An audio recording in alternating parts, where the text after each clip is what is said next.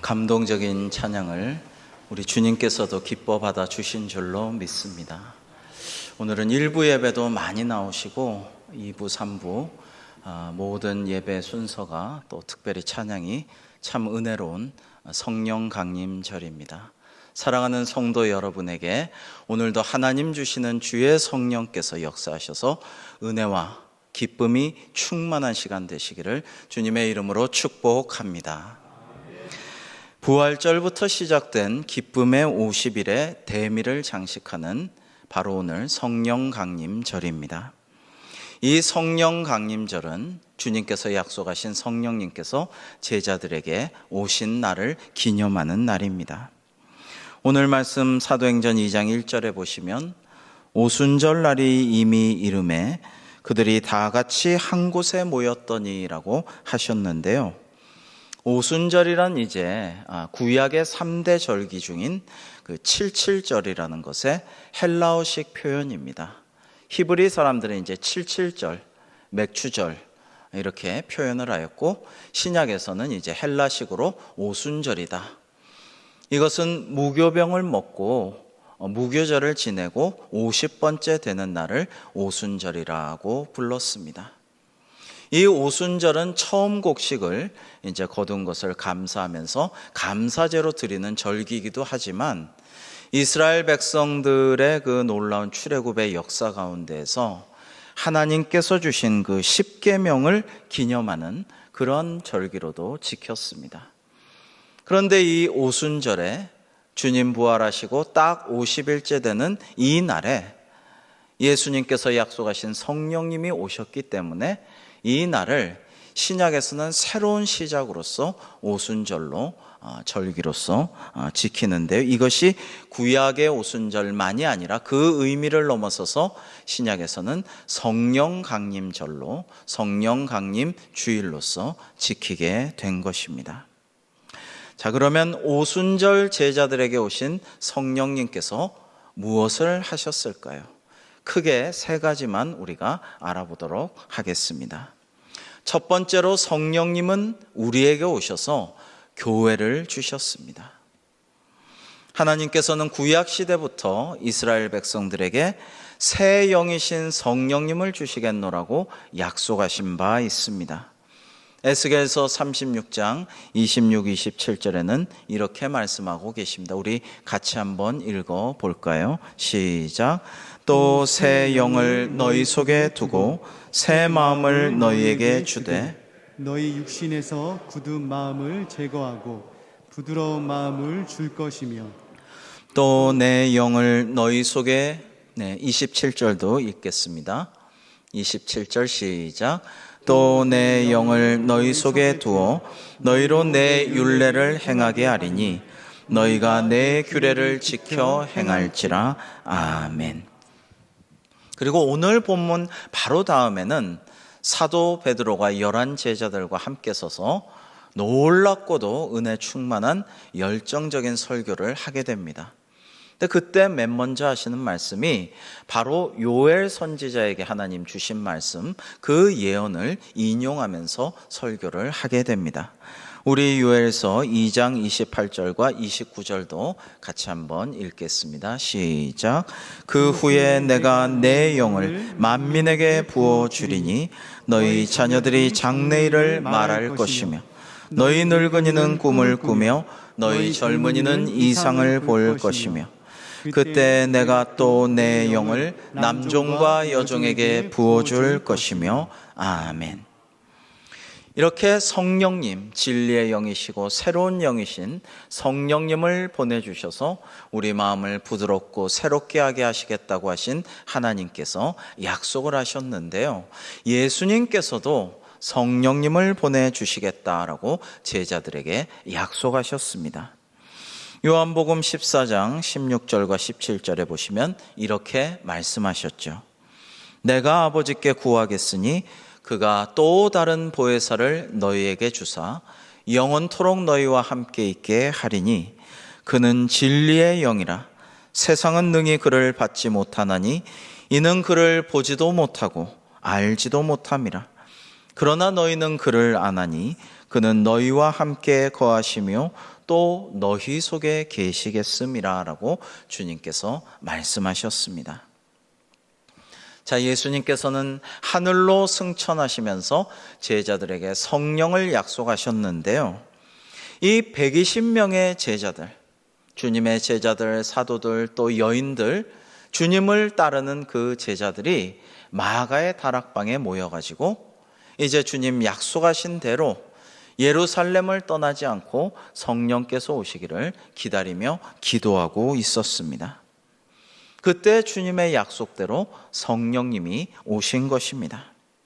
120사람 모두가 성령을 체험하였습니다. 제가 성지순례 가서 이 마가의 다락방이라고 알려진 곳에 가보았습니다. 생각보다 꽤 넓은 곳이었어요. 그곳에 120명 주님의 제자들이 각기 다 전원이 성령을 받았다라는 것입니다. 여러분, 이것이 무엇을 의미합니까? 주님의 교회가 탄생하였다라는 것입니다. 주님의 교회는 성령님께서 오시고 성령께서 역사하시고 성령께서 임하시고 성령께서 권능을 주실 때에 주님의 교회가 탄생하고 주님의 교회가 활동하기 시작하는 것입니다.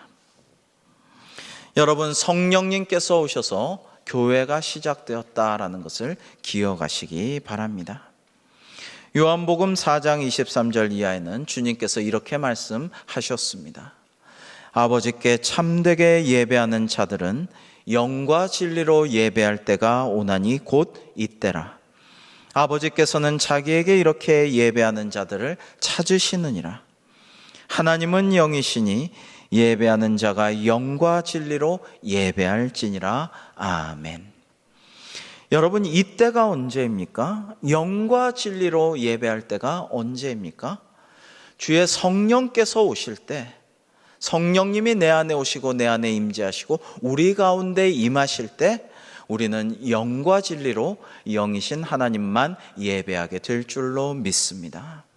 오늘 마가의 다락방과 같이 지금 이 자리에 성령께서 오셔서 우리 가운데 각 사람에게 임하시고 성령 충만하여서 주님께 영광이요 우리에게 세상이 줄 수 없는 평안이 가득하시기를 주님의 이름으로 축원합니다. 여러분, 두 번째로 성령님이 우리에게 오셔서 무엇을 주셨느냐? 권능을 주셨습니다. 오늘 말씀 2절부터 4절까지 우리 같이 한번 읽어 보실까요? 시작.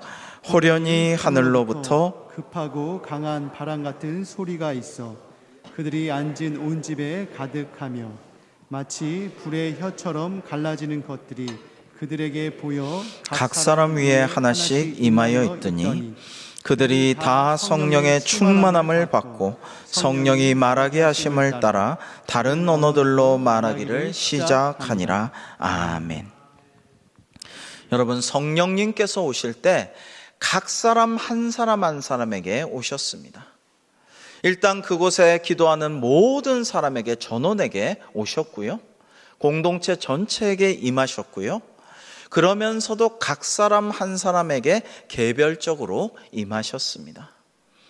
그래서 그들은 성령을 받고 각자 다른 세계의 언어로 말을 할 수가 있었던 것입니다. 여러분, 이런 놀라운 일이 성령의 권능으로 임하였다라는 것입니다. 사도행전 1장 8절에 보시면 주님께서 부활하시고 승천하시기 전에 마지막으로 제자들에게 이와 같이 말씀하셨습니다. 사도행전 1장 8절 우리 같이 한번 읽겠습니다. 시작. 오직 성령이 너희에게 임하시면 너희가 권능을 받고 예루살렘과 온 유대와 사마리아와 땅끝까지 이르러 내 증인이 되리라 하시니라. 아멘. 여기서 오직 성령이 너희에게 임하시면 너희가 권능을 받고 할 때 이 권능이라는 것이 이제 신약성서 헬라어로는 디나미스라고 합니다. 이 디나미스란 말이 하나님의 능력, 주님의 권세, 성령의 권능, 힘, 능력, 이것을 의미하는 단어인데요. 여러분, 이 말에서 노벨상을 제정한 그 알프레드 노벨이 만든 다이너마이트라는 말이 여기서 유래를 했습니다. 자기가 만든 이 발명품을 보니까 너무 폭발력이 대단하고 바위도 깨고 산도 무너뜨리고 파급력도 엄청나거든요. 그래서 이 성경에 나오는 권능이란 단어, 디나미스에서 다이너마이트라는 말을 만들어냈습니다. 오순절에 성령님께서 오시자 제자들은 성령님의 디나미스, 강력한 주님의 권능을 받게 된 것입니다. 그래서 세계 여러 나라 말로 각기 다른 언어로 방언이 터지게 되는 것입니다. 또한 그 권능을 힘입어서 주님 명하신 대로 예루살렘으로부터 시작해서 유대와 사마리아와 땅끝까지 전 세계로 복음을 증거하게 되는 것입니다. 여러분 기억하시죠? 제자들이 불과 얼마 전만 해도 어땠습니까? 그저 예수님 제자라고 지목당할까봐, 잡혀갈까봐, 끌려갈까봐, 죽을까봐, 아니 혹시 무슨 행여 손해라도 볼까봐 그렇게 벌벌 떨고 뿔뿔이 도망치고 피신하고 문걸어 잠그고 자기들끼리 모여서 두려워하고 이러던 제자들이었는데 성령님께서 오시자 권능을 받고 그 주님의 권세에 사로잡혀서 땅끝까지 복음을 증거하는 제자들로 거듭나게 되었다라는 것입니다. 제가 신학 배우면서 배운 중요한 용어가 있어요. 이 중요한 용어가 뭐냐면 사람이 성령을 받으면 전문 신학 용어로 횟가닥한다라고 배웠습니다. 횟가닥한다는 거예요. 완전히 바뀌는 거예요. 사람이 전복되는 거예요. 뒤집히는 거예요. 돌아버리는 거예요. 완전히 바뀌는 거예요.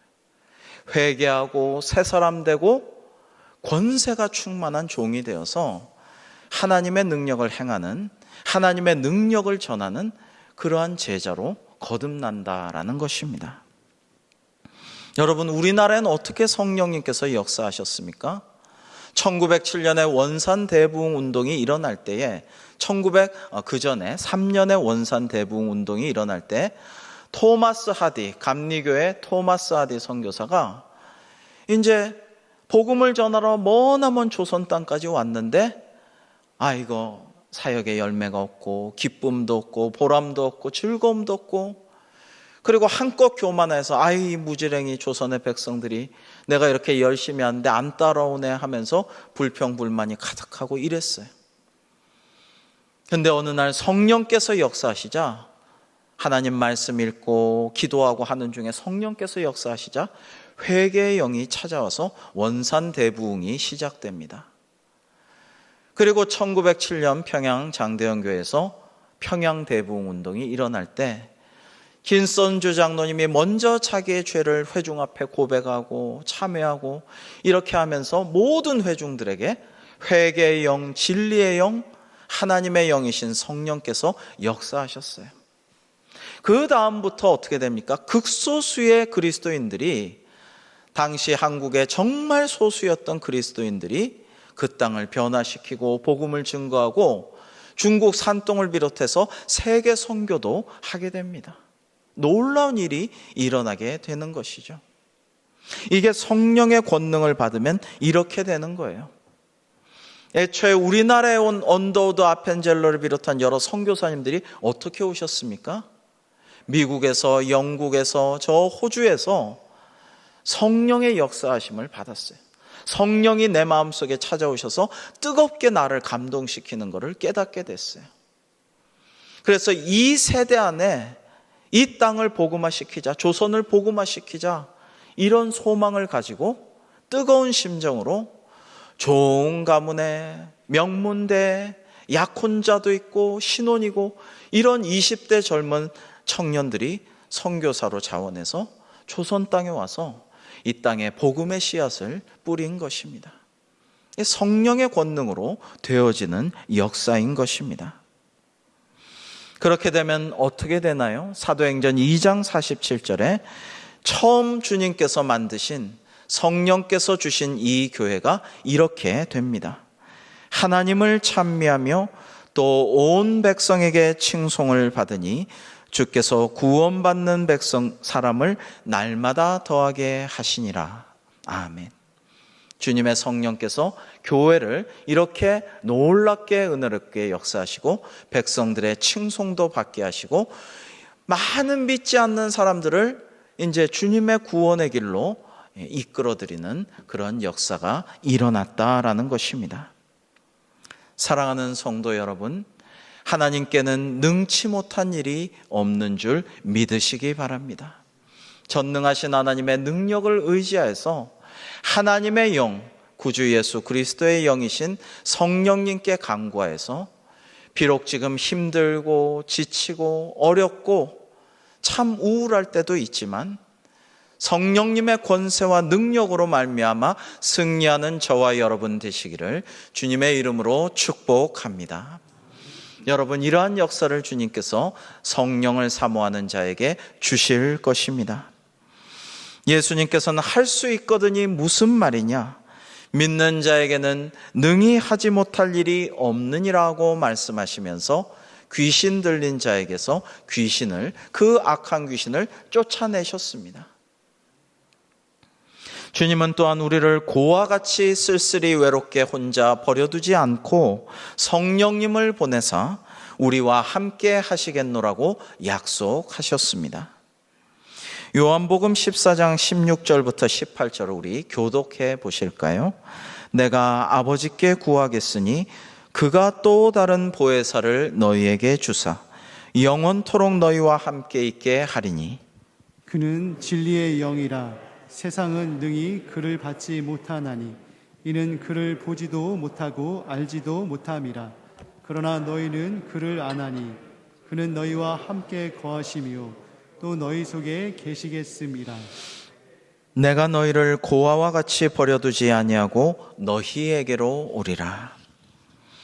이렇게 말씀하신 부활하신 주님께서는 제자들에게 오셔서 또 이렇게 말씀하셨습니다. 요한복음 20장 21절로 23절도 교독해 볼까요? 예수께서 또 이르시되 너희에게 평강이 있을지어다. 아버지께서 나를 보내신 것 같이 나도 너희를 보내노라. 이 말씀을 하시고 그들을 향하사 숨을 내쉬며 이르시되 성령을 받으라. 함께 너희가 누구의 죄든지 사하면 사하여질 것이요 누구의 죄든지 그대로 두면 그대로 있으리라 하시니라. 아멘. 여러분, 너무 놀라운 말씀 아닙니까? 참 믿어지지 않는 기가 막힌 말씀입니다. 제자들에게 성령을 받으라 하시고 성령을 받은 제자들은요, 성령이 임하시고 성령이 충만한 제자들은 그러한 그리스도인은 죄사함의 권세까지 주신다라는 것입니다. 하나님의 고유 권한까지도 우리에게 위임하신다라는 것입니다. 참으로 기가 막힌 은혜로운 말씀입니다. 그를 의지하면 그가 이루시고라는 말씀이 저는 얼마나 은혜가 되고 소망이 되는지 모릅니다. 이 코로나19를 맞이해서 참 힘들고 어렵고 우울하고 한창 젊고 패기가 넘쳐야 할 20대, 30대 젊은이들도 지금 너무나 망연자실해 있다라고 하는데 하나님을 의지하고 주의 성령의 능력을 의지하고 성령님을 사모하고 기도하여서 성령님의 권능으로서 모든 일을 헤쳐나가고 승리하는 우리 대광교회 될 수 있기를 주님의 이름으로 축원합니다. 여러분, 오늘은 성령 강림 주일이죠. 아까도 말씀드렸지만 일부 예배도 많이 오시고 예배 가운데 은혜가 있고 또 뜰에서 이렇게 교제하고 기뻐하고 웃고 이러는 과정 가운데 그렇지, 성령님이 오셨지, 기쁨의 50일의 마지막 날이지, 그런 생각을 하면서 오늘 아침부터 지금까지 참 행복한 시간을 보내었습니다. 오늘 하루 정말 여러 가지 걱정과 어려움이 있고 코로나도 아직 물러나지 않았지만은 주님 주신 기쁨과 성령님 오신 즐거움 가운데 성령 충만함으로 기뻐하는 여러분들 다 되시기를 주님의 이름으로 축복합니다. 세 번째로, 성령님은 우리에게 복음을 전하는 사명을 주십니다. 오늘 말씀 4절에 말씀하시기를 그들이 다 성령의 충만함을 받고 성령이 말하게 하심을 따라 다른 언어들로 말하기를 시작하니라 라고 말씀하셨습니다. 이 본문 다음에 보시면 사도 베드로가 전 세계에서 온 유대인들, 경건한 유대인들에게 설교하는 장면이 나옵니다. 이제 오순절, 구약의 3대 절기이므로 경건한 유대인들이 전 세계에서 오순절을 지키려고 예루살렘으로 모여들었습니다. 그런데 마가의 다락방에서 놀라운 일이, 역사가 일어나고 그 소리가 들리고 영적으로 이끌림 받아서 수많은 유대인들이 그 마가의 다락방, 성령께서 오신 현장으로 모여들게 되는 것입니다. 근데 모여드니까 신기한 일이 일어나거든요. 나는 저 멀리 로마에서 왔는데 라틴어로 막 이야기하는, 말하는, 주님께 영광 돌리고 주를 찬미하고 복음을 증거하는 그런 사람이 있거든요. 야, 저 사람은 로마 시민권자인가? 신기하다. 근데 어떤 사람은 저 멀리 페르시아에서, 바벨론에서 왔는데 그 나라 말로 막 말을 하고 있거든요. 그러니까 이게 웬일이냐? 어떤 사람은 게르만 민족 사는 그 산악지대에서 왔는데 그쪽의 산악 언어로 막 말을 하고 있거든요. 그러니까 너무나 놀랍고, 이런 기적이 있나? 더구나 각기 다른 외국어로 방언을 하고 있으니 이게 뭔 일인가? 이런 일이 세상에 있을 수가 있나? 그런 생각에 서로 수군거리게 됩니다. 그때 베드로는 11 사도와 서서 담대하게 하나님의 말씀을 증거합니다. 먼저는 아까 읽었던 요엘서의 말씀으로 복음을 증거하고 예언을 바랍니다. 요엘서의 말씀을 인용하면서 누구든지 주의 이름을 부르는 자는 구원을 받으리라 라고 말하고요. 그 다음에 너희들이 못 박은 예수 그리스도가 참 주님이시다. 그분이 메시아고 그리스도이시다. 그리고 주님께서 부활하사 약속하신 성령님을 부어주셔서 지금 성령께서 오셔서 이러한 현상이 일어난 것이다 라고 당시의 상황을 설명합니다. 그러자 세계 각처에서 온 경건한 유대인들이 놀라고 마음에 찔림이 오고 그리고 마음에 감동을 받게 됩니다. 그들에게 사도 베드로는 계속해서 열정적으로 설교합니다. 회개하고 예수 그리스도의 이름으로 세례를 받아 죄사함을 받으라. 그리하면 구원을 받고 성령님을 선물로 받을 것이라 라고 말합니다. 그러자 성령께서 각 사람의 마음에 강권적으로 역사하여 주셔서 감동을 주심으로 그날에 믿는 사람이 무려 3,000명이나 되었다라고 성경은 증거하고 있습니다. 정말 놀라운 역사가 아닐 수 없죠. 여러분, 내일은요 5월 24일은 영국 감리교회를 창시한 존 웨슬리 목사님의 회심 기념일입니다. 존 웨슬리 목사님은 당시 영국 성공회 교회 주교였던 아버지 사무엘 웨슬리 주교 아들로서 또 유명한 경건한 어머니인 수산나의 아들로서 어릴 때부터 경건훈련을 잘 받고 자랐어요. 착하고 말 잘 듣고 하나님을 잘 믿는 아들이었습니다. 아버지로부터 엄격한 신앙과 영성의 교육을 받았고 유명한 어머니, 경건함으로 유명한 어머니 수산나 19명의 남매를 낳았지만은 15번째가 존이었죠. 동생으로 찰스가 있고 그 어머니로부터는 헬라어도 배우고 프랑스어도 배우고 라틴어도 배우고 또 무엇보다도 기도의 능력을 배웠습니다. 그런데 어릴 때부터 부제로서 사제인 아버지를, 주교인 아버지를 도우면서 신앙생활을 하고 사제 소품도 받고 명문 옥스퍼드 대학에서 처치 칼리지에서 신학을 공부하고 그리고 다시 동생 찰스와 옥스퍼드 대학에 돌아가서 홀리 클럽, 경건의 어떤 모임을 만들기도 하고 열심히 살아간 이 웨슬리에게는 그러나 열심히 봉사하고 섬기고 신앙생활을 하였지만은 충만한 기쁨과 즐거움과 보람은 없었어요. 동생과 함께 영국 해외 선교에 파송을 받아서 미국 조지아주로 선교 여행을 가기도 하였지만은 거기서 인디안들을 막 선교하려고 애를 쓰고 정말 노력을 많이 했지만 사실상 선교에 실패하고 2년 만에 귀국하고 말았습니다. 그러던 어느 날 저녁에, 정확하게는 1738년 5월 24일 저녁에 웨슬리의 일기를 잠시 소개하겠습니다. 저녁에 나는 아주 마지못해 런던 시내 올더스 게이트 거리에서 모인 모라비안의 집회에 나갔다. 거기서 누군가 루터의 로마서 서문을 읽고 있었다. 9시 15분 전, 그러니까 8시 45분에 그가 그리스도에 대한 신앙을 통해 마음속에 하나님이 역사하시는 변화를 묘사하고 있는 중 나는 내 마음이 이상하게 따뜻해지는 것을 느꼈다. 나는 구원을 위해 그리스도를 의지하고 있음을, 그리스도만을 의지하고 있음을 느꼈다. 그리고 그가 나의 죄를, 심지어 나 자신까지 없애주시고 죄와 사망의 법에서 나를 구원해 주셨다는 확신이 내게 주어졌다라고 일기에 쓰고 있습니다. 여기서 말하는 로마서 서문은 종교개혁자 마르틴 루터가 독일어로 번역한 로마서 성경 앞에 붙인 13쪽짜리 서문인데요. 여러분 기억하시기 바랍니다. 로마서는 많은 성경 66권 중에서도 가장 사람이 회심하게, 회개하게 만들고 변화하게 만들고 그를 통해 사회 개혁이 일어나게 만드는 그런 위대한 성서죠.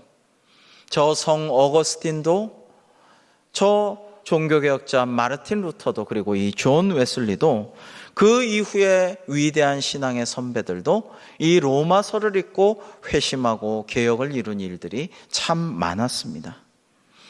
그런데 이 존 웨슬리가 마음이 이상하게 따뜻해졌다라고 한 대목은 루터가 쓴 로마서 서문의 다음과 같은 구절이었습니다. 잠시 소개하면요. 신앙은 우리 안에 있는 하나님의 일로서 우리를 변화시키고 우리를 하나님에게서 새롭게 태어나게 만든다. 신앙은 옛 아담을 죽이고 그리고 우리를 마음과 영과 지성과 능력에 있어서 전혀 다른 사람으로 만든다. 신앙은 신앙과 함께 성령을 가지고 온다. 이 신앙은 살아있고 분주하고 활동적이고 능력 있는 것이다. 신앙은 끊임없이 선한 일들을 하지 않을 수 없다. 신앙은 선한 일들을 행할 것인지를 묻지 않는다. 묻기 이전에 이미 행하고 또 끊임없이 행한다. 그런 일들을 행하지 않는 사람은 불신자이다. 여러분, 1739년 1월 1일에 또 다른 일기를 좀 소개하겠습니다. 웨슬리는 일기에 그날 이렇게 썼습니다. 오전 3시경에, 즉 새벽 3시까지 철야 기도를 하고 있었던 것이죠. 우리가 계속해서 간절히 기도하고 있을 때 많은 사람들이 넘치는 기쁨으로 소리를 지르고 많은 사람들이 바닥에 넘어질 정도로 하나님의 능력이 우리 위에 강하게 임했다. 우리가 하나님의 위엄의 면전에서 경외와 놀라움으로부터 깨어났을 때 우리는 한 목소리로 오 하나님, 우리는 당신을 찬양합니다. 우리는 당신을 주님으로 고백합니다 라고 외쳤다 라고 썼습니다. 여러분, 웨슬리에게 성령께서 찾아오신 것이죠. 웨슬리에게 성령이 임하시고 성령 충만함을 받은 다음에 그의 설교와 그의 목회 사역은 완전히 변화되었습니다. 그가 하나님의 은혜를 증거하고 간증하고 힘있게 설교하자 이게 좀 위험하다 하고 또 질투도 한 영국 성공회에서는 설교를 못하게 했어요. 강단에서 설교하지 못하게 하고 교회에서 사역을 금지했습니다. 당신은 왜 당신 교구에서나 사역하지 여기저기 다니면서 선교하고 사역하나, 그렇게 힐난하는 성공의 사람들에게 웨슬리는 유명한 말을 했죠. 세계가 나의 교구입니다. 이런 말을 하고 전 세계로 나아가서 선교에 그 열정을 불태웠습니다. 여러분, 교회에서 강대상에서 설교하지 못하게 하니까 거리로 나가서 하루 4번씩 5번씩 광장에서 사람들에게 복음을 증거하였습니다. 그는 83세에 별세할 때까지 평생 42,000회나 나아가서 설교하였습니다. 그리고 아일랜드로 스코틀랜드로 저 북미로 돌아다니면서 세계가 나의 교구라는 말대로 열심히 평생 40만 킬로를 여행하면서 선교의 여정을 나아갔습니다. 그 결과 본인은 원하지 않았지만 감리교회가 조직되게 되었고, 영국에서 7만 1,000명이 넘고 미국에서 4만 2천 명이 넘는 교인들이 감리교회를 통해서 하나님의 복음을 믿게 되었습니다. 여러분, 아까 말씀드린 평양대붕운동도 이러한 과정을 거쳤죠. 먼저 성령께서 교회에 오시고 각 사람에게 임재하사 그 사람이 성령 충만하고 성령의 권능을 받음으로써 나아가서 복음을 증거하고 선교하는 일이 일어나게 된 것입니다. 사랑하는 성도 여러분, 오늘도 우리는 복음을 증거하고 있습니다. 새가족들이 이 어려운 상황에서도 우리 교회로 나오고 예배를 드리고 있습니다. 그리고 선교사님들을 지원하고 위하여 기도하고 물질을 후원하며 선교 사역을 위해서 우리가 힘쓰고 있습니다. 지금 가지 못하지만 대광교회 40주년 기념교회가 지금 은혜롭게 목회 사역을, 선교 사역을 거기서 잘 감당 중에 있습니다. 하나님의 거룩한 일에 우리를 사용해 주시고 성령께서 우리에게 임하시고 성령의 권능으로 하나님께 영광 돌리게 하신 주님의 은혜에 감사하십시다. 여러분, 우리가 할 수 있는 능력은 성령님께서 주십니다. 그러므로 어떻게 우리가 봉사할 수 있나요? 어떻게 우리가 선교에 도움이 될 수 있나요? 전도 이 어려운 때 어떻게 하나요? 이렇게 걱정할 필요가 없습니다. 주님께서는 말씀하시기를 하나님이 보내신 이는 하나님의 말씀을 하나니 이는 하나님이 성령을 한량없이 주심이니라 라고 말씀하셨죠. 사랑하는 성도 여러분, 주님의 교회는 부르심을 받은 백성들이 성전에 모여서 예배하는 예배 공동체로서 모이는 교회입니다. 그러나 모이는 교회에 그치지 아니하고 모여서 예배하고 은혜 받은 성도들이 다시 세상으로 나아가서 이웃을 향하여, 아니 땅 끝까지 주님의 복음을 증거하는 흩어지는 교회이기도 합니다. 코로나19로 더 큰 고통과 어려움과 질병과 고통 가운데 심지어 사망의 권세에 억눌려 있는 온 세상을 향하여 우리 교회가 성령 충만하여 이웃에게, 세상으로, 온 세계로 나아가서 주님의 복음을 증거하고 하나님께 영광을 돌려드리며 그 많은 믿지 않던 백성들이 사망의 길로 나아가고만 있는 저 많은 세상 사람들이 주님께로 나와 이 구원의 방주로 들어올 수 있도록 기도하고 힘쓰는 우리 대광교회가 되기를 주님의 이름으로 축복합니다. 함께 기도하시겠습니다.